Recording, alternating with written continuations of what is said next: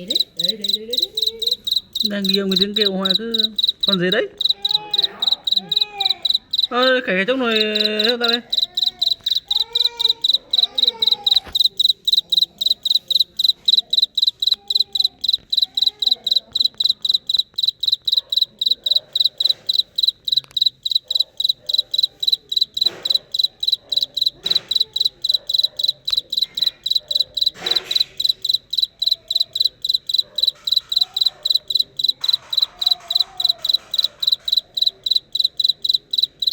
Chắc thế thôi nhỉ.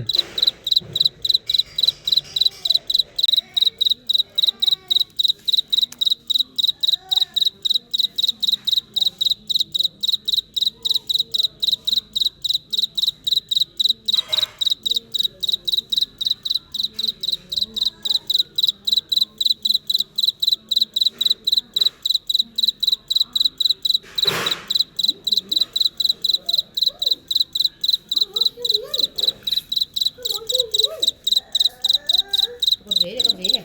Con gì đấy? Đấy. Đang ghi ông cái tiếng kêu hoài cứ con gì đấy. Cái trống này ta đây.